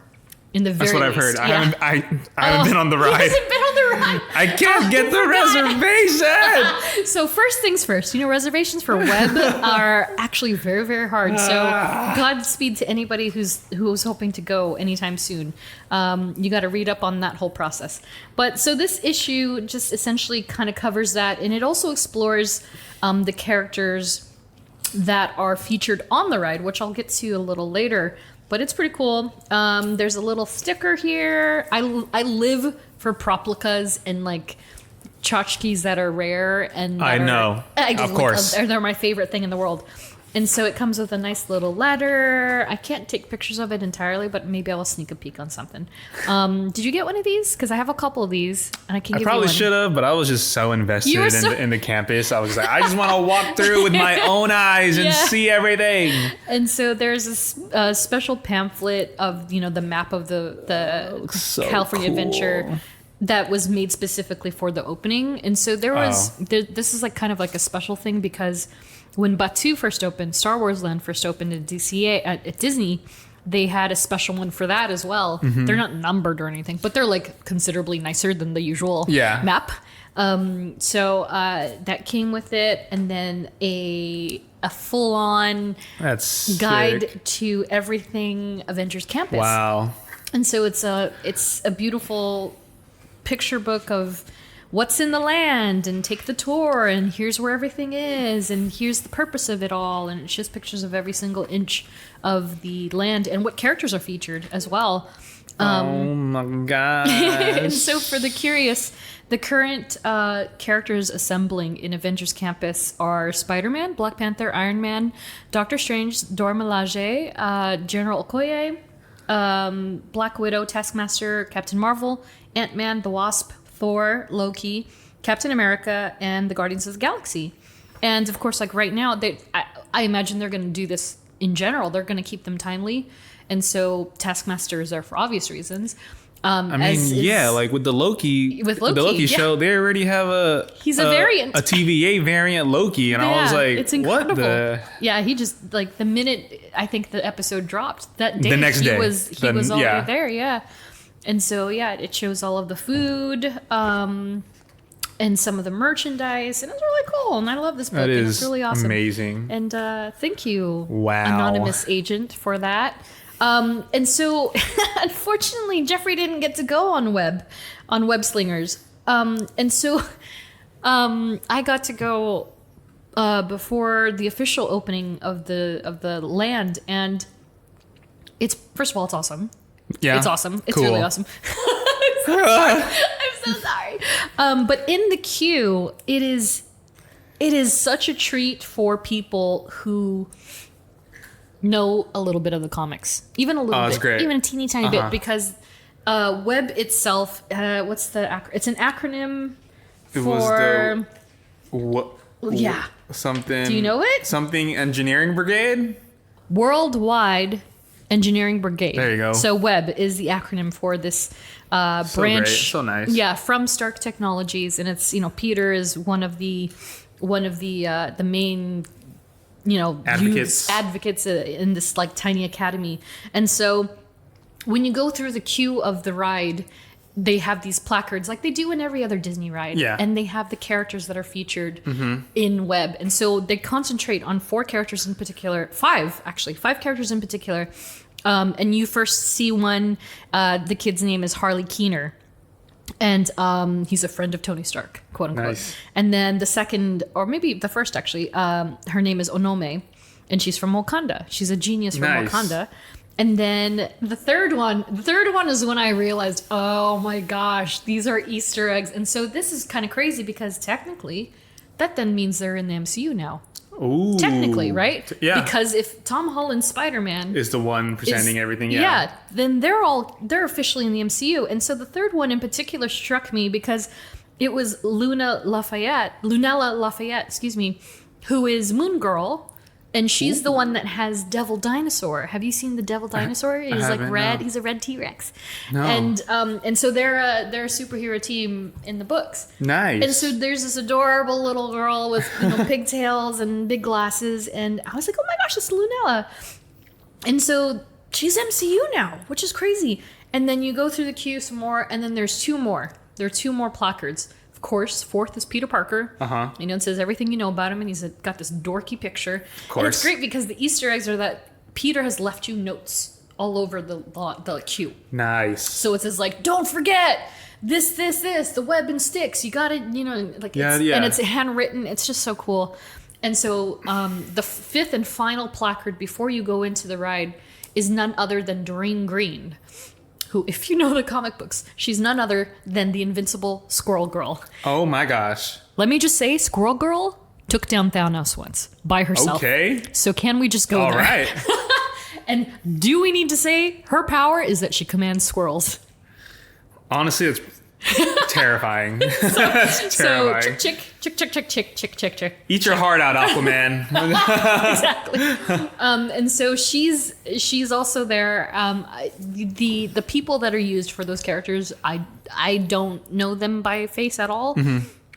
Whether or not that's gonna stick, who knows? No pun intended. But so she's the fifth one, and then you go into the queue, and then there's Easter eggs everywhere, from the lockers and the character names that are in these like little situated stickers, and the street art that's done by Miles Morales of all people, which is amazing. Even on the board, there's a whiteboard. It has all this formula, and I had to look at it, and I wished I could have taken a picture of it at the time, but I was just there's got to be something here. I was Charlie Day memeing throughout the entire thing. I was like, what does it mean? What does it mean? What does it mean? That's all connected. And there's a pre-show. You can find. I'm sure there are tons of videos on it online now. And I'm just like, no, I don't want to. I just want to see it again. Yeah, same. I want to see it. Yeah.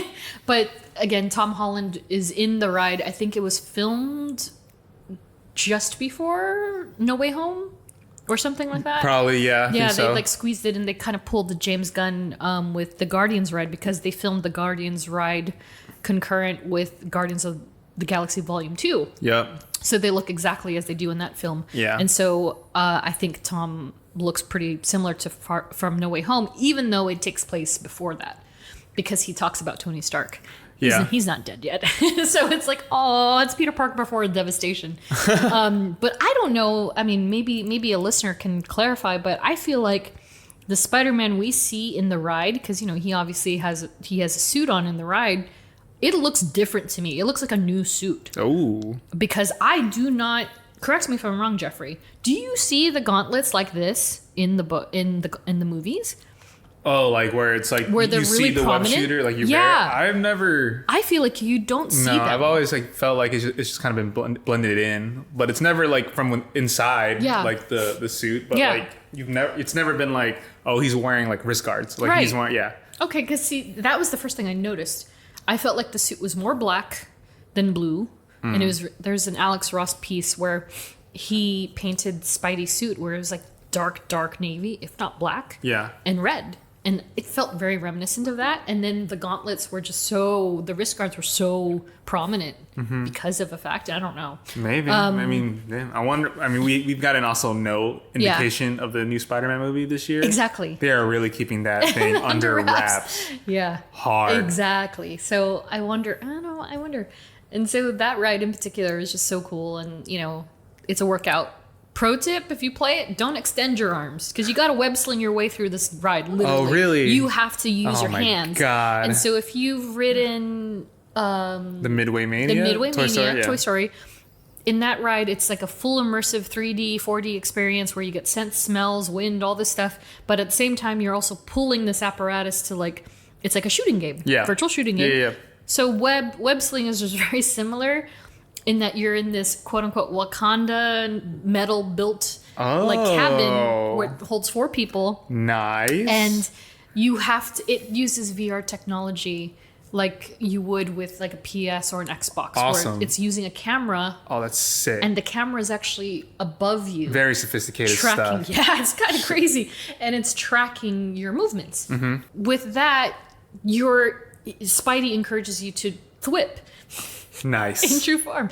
So you're thwipping, and most people are thwipping proper. So you're extending your forearm, you're doing the hand thingy, and you're thwipping. And so every time you do that, you're triggering the web shooters to expel interesting on the screen, and you're shooting at these tiny little apparatuses that Peter Parker's created that have gotten out of control. They're cloning themselves. They're robots that are cloning themselves. And so pro tip, don't extend your forearms, because if you do, you're out by round 2. You're out. I promise you. Oh, because it's pretty long. It's very intensive, and it's very you're flexing, you're working that bicep. I was like, this is the workout I've wanted for ages, and now I get it. But pro tip is that you'll probably be more successful if you keep it tight, keep it to your chest, and not go too crazy, and then you can just be really quick about that. And of course, they sell add-ons. You've seen these. They sell these little, the Iron Man blaster and the different wrist guards that also come in Ghost Spider color, aka Spider-Gwen, that you can buy apparently they enhance your gameplay. I don't know. Oh, interesting. Yeah. Okay. And so I ranked 3rd out of 4 in my group, which is miserable. But I think I could do better next time. So that was pretty cool. So the Web Slingers is essentially like the opening of the campus, honestly. And then you pass by this giant homage to Tony Stark, which is the arc. It's like a giant arc reactor in the floor, right? On the floor, yeah. And then the Avengers Campus sign. And so beyond that, there's I don't know. Did you stop to read all the signs and stuff? All the signs? Yeah, they had this cool pillar thing in front of the store. There's the web supply store. Yeah. There were all these incredibly intricate things and phrases and sayings that were like very Avenger-y and very like Stark Industry. Oh, I took pictures of all this stuff. Okay. So Patreons, you're gonna get some cool stuff. Yeah. Dai and I will gather all our photos that we have. Yeah, and so if you haven't become a Patreon yet, if you haven't joined Patreon yet, please do. I'll probably put all that stuff there.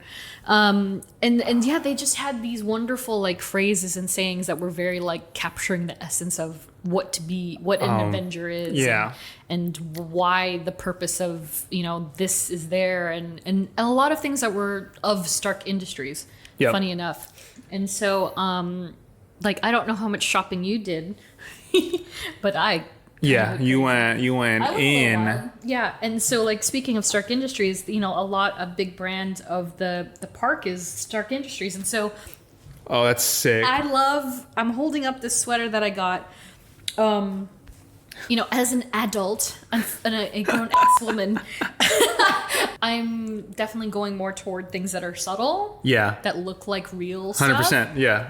And so I got a Stark Industries Science and Technology intern sweater. Oh, yeah. And at the very bottom, what I love about it is that it has the web thing. And it says the Worldwide Engineering Brigade and California Workshop. So it's like they've really gone deep into immersing it's amazing people who walk through this place and pulling it from the page, pulling it from the screen and making it like as tangible as humanly possible. It's the best. It's which is so cool. It's so good. Yeah. And so of course they have a shawarma cart or two. I was actually explaining like the shawarma cart to my girlfriend.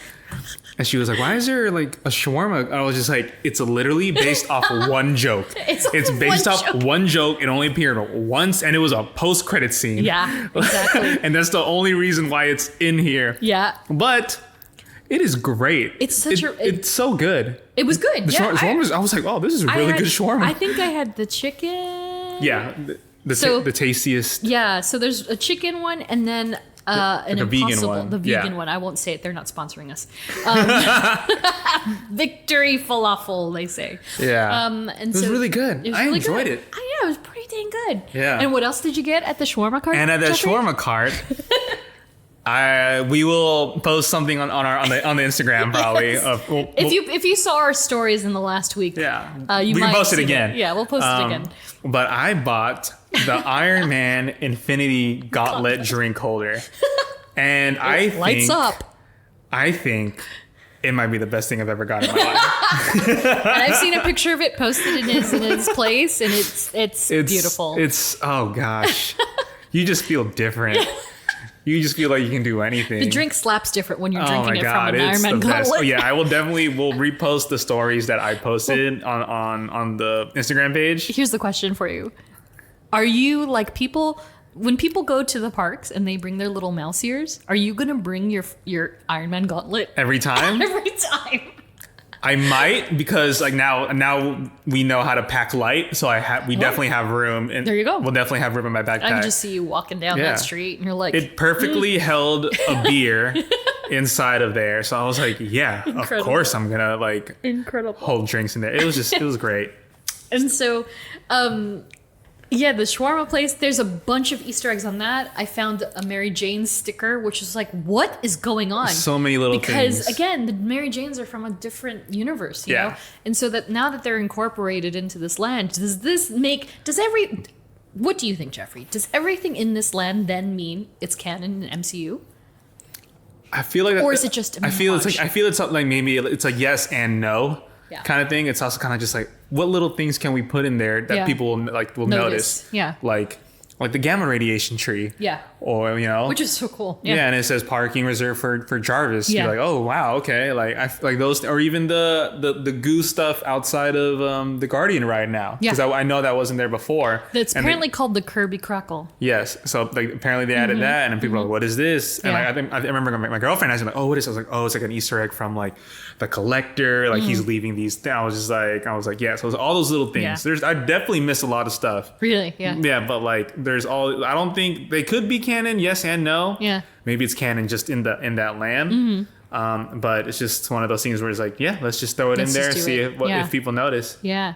Now, did you go into the little Doctor Strange area at all? Yeah, well, I don't know. I don't think I went. I didn't go inside. I watched the show kind of like from the outskirts, so I never really went to go in there. But I did get to see part of the show. It's just so cool. It's like it's, in a nutshell, it's kind of like a magic show. Yeah, the Sanctum was definitely cool. Practical magic tricks that Doctor Strange. Very old school way of. Yeah, I really like that. And then he conjures up an Avenger to join the show. Yeah, crossovers are a huge thing. And the experience itself is very cool because the way that they did it is that the doors open up to the Sanctum, and there's like a portal, if you will, but it's a screen, and the actor interacts with it, and it's just so cool and so well done. And also it's just beautiful. Like the way that they decorated it is really beautiful and intricate detail. Very, very immersed. Yeah. Yeah, and then you walk into like the middle of the campus and you're just greeted by boom, the campus, and then a Quinjet. And it's just like this is crazy. Like you see the characters like out on the ledge and everything, kind of like interacting and wave at you constantly. And the great thing about it is that you can walk through casually and still enjoy it, but they also keep you entertained at all times. And so like I don't think that there's a set schedule for anything. I honestly didn't see it. I've never seen I didn't see anything. Yeah, some people had actually gotten knew about the timing of all these things, but there are 4 shows that apparently cycle through. And every 30 minutes or so. Yeah, because there's there's a Guardian show, right? Yeah, they've always done... Guardians have always done the dance-off. And so, God, I remember when I went to the premiere party for the ride. Yeah. Star-Lord... there were lines of children. There were seas of people. I was like 2 rows back. I was dressed as Star-Lord, because why not? And I was just wearing my jacket, and I had my Walkman and all that stupid stuff. But of all the people that he was like, all right, I gotta choose somebody who's gonna come up here to dance with me, this fool. There are literally 15 children in front of me who he could have easily just pulled in. Yeah. He found me.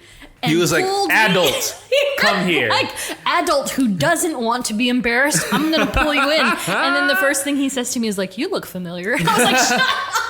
And so there are pictures of me that are very embarrassing, and probably some video of me dancing with Star-Lord and Gamora, who is reluctantly there. But they do that show. They've always done that show, and so they just kind of added it in. But on top of that, which I think, again, they're probably going to change or may change depending on what's relevant in the MCU, but they have the show up top near the Quinjet. Yeah. And so, like, right now, it's like, Black Panther... Captain America Falcon, or Captain America Steve Rogers, Black Widow, and the Taskmaster. They have it's a Taskmaster. But isn't there a fourth hero? Ant-Man? Is it Ant-Man? No. Because Ant-Man and Wasp happen at the same time. Same thing with Captain Marvel. Yeah. And Captain Marvel. Yeah, so maybe it's just the 3 of them. But they do the Taskmaster fight with Black Widow, Black Panther's in it, Cap's in it. And then I saw at one point Widow assembles the Avengers. Ooh. Yeah, and I always thought that was pretty cool. Or maybe it was Cap, but one of them assembled the Avengers and they all came out, just the heroes. Yeah. And then it alternates between those and them just walking and scaling that building, which I hear, rumor has it that that's actually going to be a ride.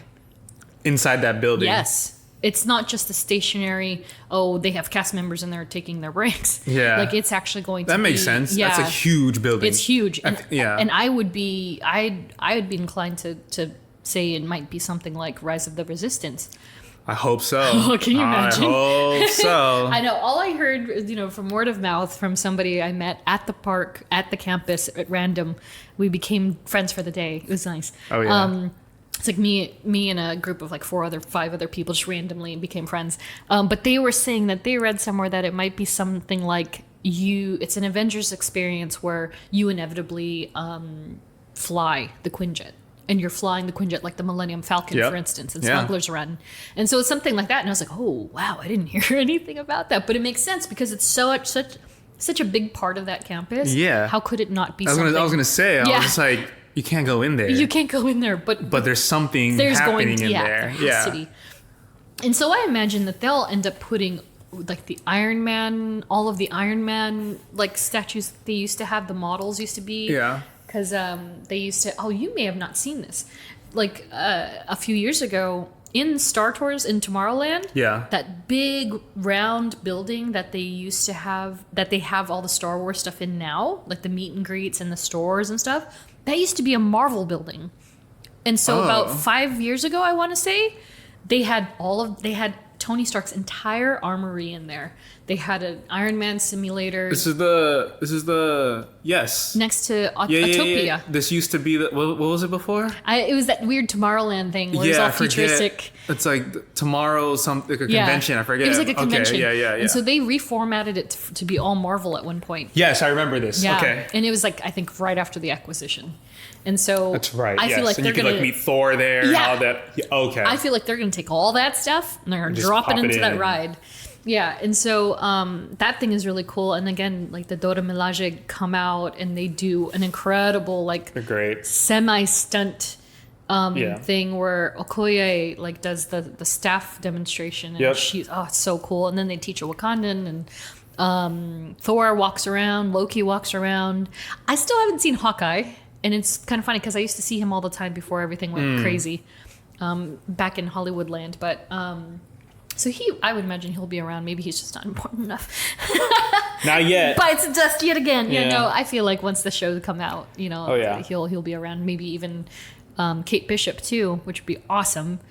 And then you kind of get into Pym's kitchen and the testing lab. Oh, great. And Geoffrey and I acquainted with those two in particular quite well. I love them. Yeah. So the chicken sandwich is the best. So the whole thing about Pym and you know, if you've seen the Ant-Man movies, tiny and gigantic. Tiny and gigantic are the themes It's so here. good. And it's actually really, really good stuff. And so they have like giant pretzels and tiny eggs with big breakfast toast. There's a chicken sandwich where the chicken is literally like it is ginormous. What is it? The not so tiny chicken. The not so little chicken sandwich, and then it's like so it has a slider bun. Which are puny, and then it has just huge, a full-on chicken breast cutlet. like a chicken fried steak size. Yes. I was just like, oh my god.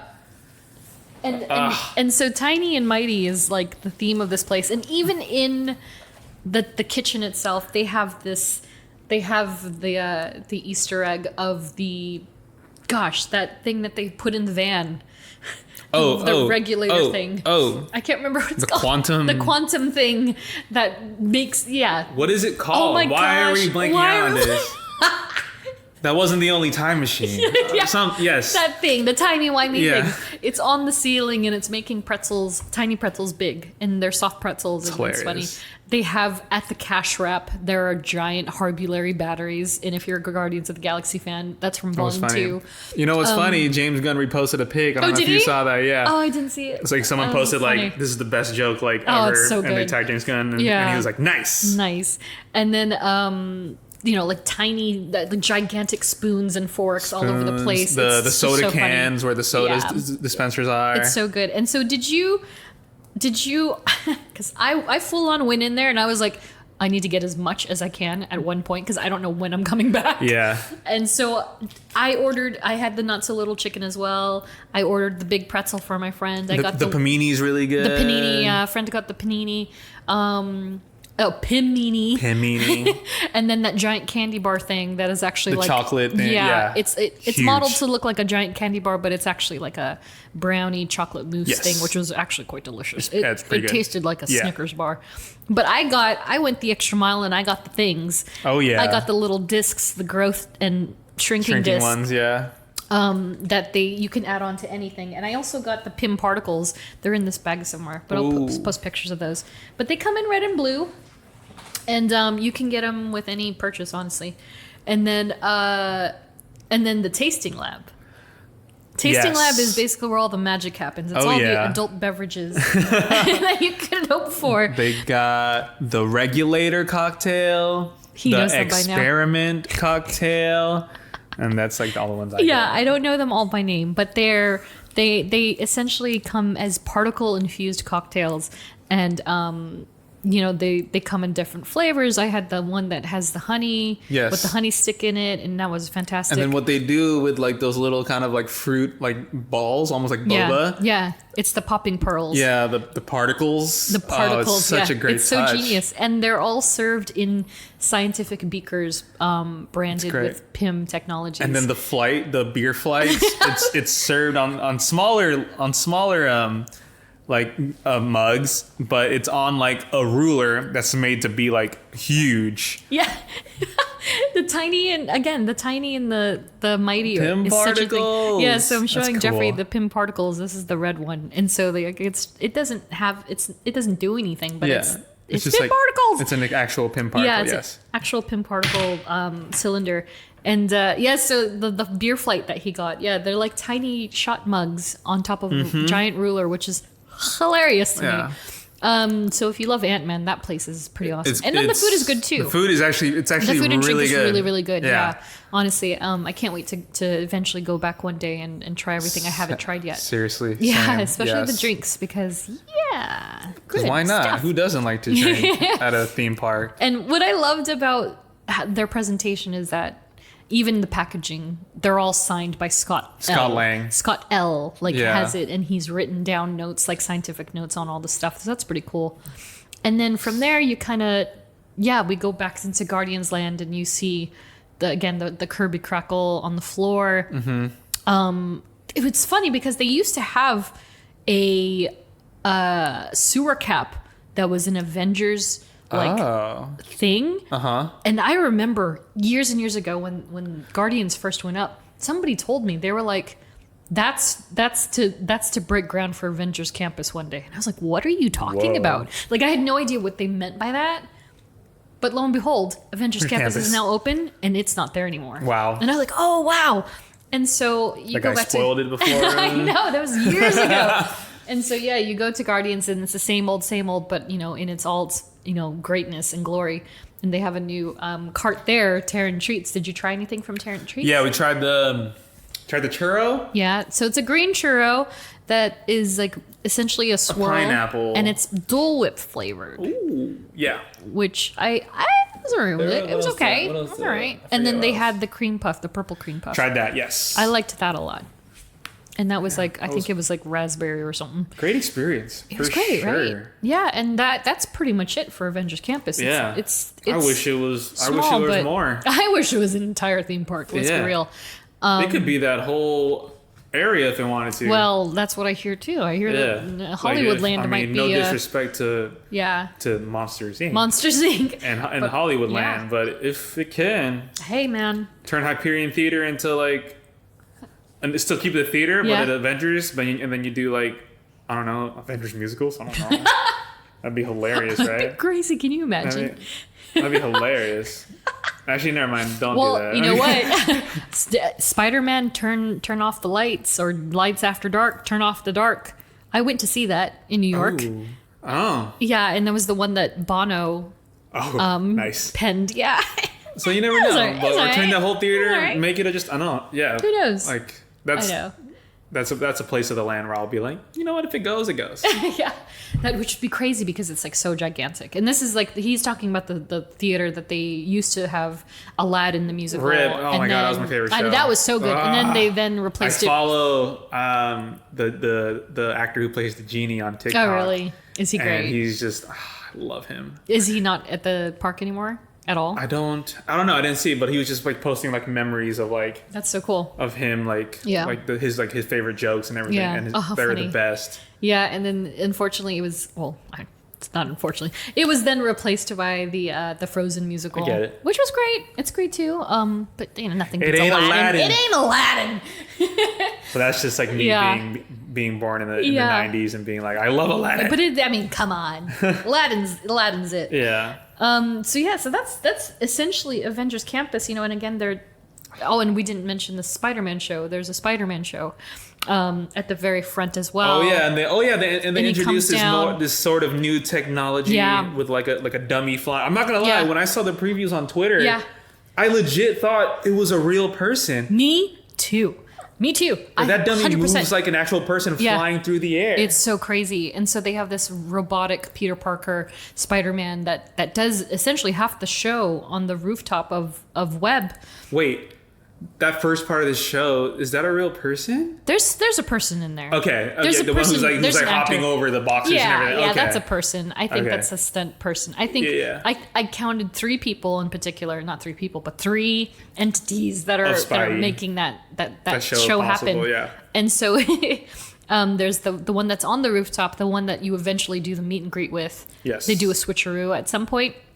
But the one that goes in the air, and I'm going to credit Jane for this amazing pun, but she called him Yeeter Parker. Nice. Because he yeets across he goes incredibly high. Yeah, when I saw him launch, I was like, oh my God, what if one day he doesn't make it across? Or he like misses. And then just... And then it's like, oh wait. Just splats. But it's a robot, so it's okay. But yeah, so there's this whole video of Inside the Magic from Disney that goes into the technology that created that Spider-Man. So if you want to look it up, because like literally the first time I saw it, I was like, "That's a real person who is flopping through the air. Who is like brave enough to take this job right now?" Because he was landing. It was so crazy. That dummy was just like landing perfectly into a hole, and I was like, "No real human agrees to do this. Like you're not getting paid. This person has got to be getting paid $1 million every time they do this." Right. And then I was like, oh, okay, it's a dummy. It's a dummy. And I was like, wow, that's the most realistic looking dummy like I've ever seen. Honestly. And so it's once he yeets into the air and he comes crawling down the side, that's the stunt guy again. Then he disappears, and then here comes the actor. He's like, hey, everybody. Yeah, and so that's pretty cool. Love it. Yeah, I wonder when Tom Holland will make an appearance. I'm surprised at the campus. I'm surprised he didn't come, but I mean, he's filming. Yeah, exactly. He's filming with Tobey Maguire and Andrew Garfield right now. Totally. Oh my gosh, and Willem Dafoe, obviously. Willem Dafoe. Oh, and Emma Stone and Kirsten Dunst, Doc Ock, and Alfred Molina. Yeah, he's busy. Oh yeah. He's busy. What if they all come after the movie's released? Oh my God. And they all make an appearance at the campus. Oh my God. The world would literally melt. I would cease to Imagine exist. Tom Holland, Andrew Garfield, and Peter Parker and Tobey Maguire just standing next to each other. I would cease to exist. I would just human combustion. I want to see that. So you want to see me human combust? Yes. Spontaneous human combustion. Oh my gosh. Yeah. Imagine all 3 of them after the movie comes out, and they're all on Avengers Campus. Oh my God. And they take pics. What if they're all 3 of those iterations of the show? Oh my God. And then like the guy when you take the pic with Spidey, he comes through the door, right? He's like, hey, and there's 3 of them that just come through. Oh my God. And you're like, why is there 3 but Spider-Man? But they're like the Raimi, the Webb, and Tom and they just take their Holland's. mask off and it's them. Well, you know that when they first started bringing Spidey on Tom Holland came. It was Tom Holland. Yeah, because they were promoting the movie. Oh my God. And then Ned and Zendaya. I would have. I don't know what I would have done. So imagine I would have what cried. that money can do right now. Right, like holy Toledo. Kevin Feige should be like, make an appearance here. I'll give you both all 3 $1 million. Yeah, I'm there. Oh my gosh, please do it. And so that about does it, I mean, with all the questions in Avengers Campus. Wow. We covered a lot. Yeah. And so for the, again, like we're celebrating Captain America's birthday. Happy 4th of July. The next time you'll hear from us, we'll be covering our next character study. The one and only Natasha Romanoff, Black Widow, just in time for the movie dropping. Yep. So Geoffrey and I will be watching it the night before it officially comes into theaters, and then I'll be watching it again the next day to watch it in IMAX on opening day. That's how I do things. So if you have tickets, hope you like it. And so we're going to cover all things Natasha, from her origin story way back when. And then cover kind of her journey in the movie, so minor spoilers. Yeah, and then up through to the current status of what we find out in the movies, as well as her current storylines that are actually kind of crazy. But But yeah, so that'll be Natasha for episode 7. I'm excited. And yeah, and as always, we love hearing from you. So hit us up on social with any questions or comments you might have. Thanks for listening. Thank you again to all of our Patreon patrons. If you aren't one yet, you want to become one, we have the link in our bio.